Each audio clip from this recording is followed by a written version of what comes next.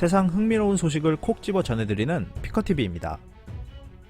일본 아베 총리가 비상선언을 발표하기 직전 일본에서 또다시 혼란한 상황이 연출됐습니다.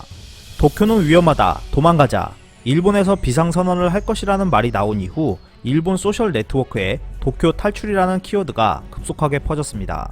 현재의 일본 상황을 묘사한 다양한 이미지도 찾아볼 수 있었는데요.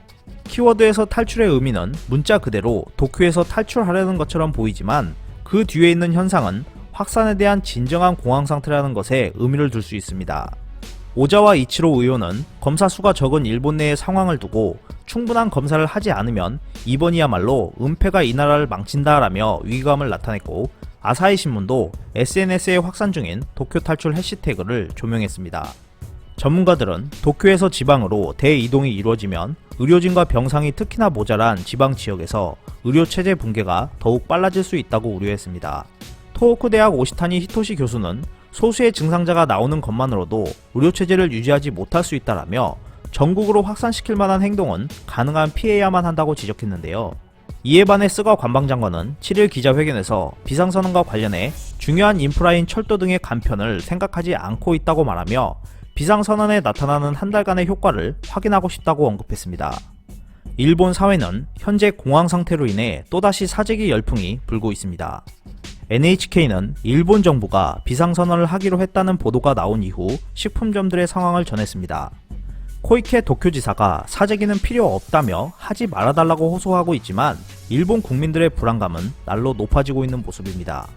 도쿄도의 약 3,200개의 운송회사로 이루어진 트럭협회에 따르면 지금까지 화장지 및 냉동식품 등의 사재기가 잇따르고 있어 주문이 급증하여 혼란스러운 날이 계속되고 있고, 이로 인해 상품의 배송 시간이 더 늘어나는 악순환이 일어나고 있다고 전했습니다. 트럭협회 관계자는 업계의 만성적인 일손 부족으로 일반 배송도 빠듯하게 실시하고 있다며 업무가 증가하여 운전자의 컨디션이 나빠지면 물류 전체에도 악영향이 간다, 소비자들은 사재기 대신 평소처럼만 구매해달라고 당부했습니다. 하지만 각계각층들의 당부에도 일본 사회의 위기감은 쉽게 사그라들 기미가 보이지 않고 있습니다. 아베 총리는 예정대로 더 큰 확산을 막는다는 목적으로 도쿄를 비롯한 7개의 지역에 긴급사태 선언을 발령했습니다.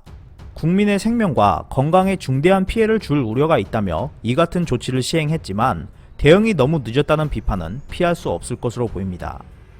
반면 한국은 사태가 심화되고 경보가 심각 단계로 격상되었을 때도 이렇다 할 사재기가 나타나지 않았는데요. 되려 지금은 사재기 현상이 이루어지고 있는 세계 각국으로부터 진단 키트뿐만 아니라 라면, 휴지, 쌀, 손 소독제 등 한국 제품을 수출해달라는 요청이 쇄도하면서 수출 판로에 어려움을 겪었던 품목들이 새로운 기회를 맞이하는 상황이 펼쳐지고 있습니다. 위기를 위기로 맞이하는 일본과 위기를 기회로 맞이하는 한국의 차이가 선명하게 드러나는 시점인데요. 어느 정도 안정화 단계에 진입하고 있는 한국이 현 상황에 대한 자만 없이 종식 이후 단계를 준비하는 슬기로운 지혜를 발휘해주길 기대합니다. 이상 피커TV였습니다. 감사합니다.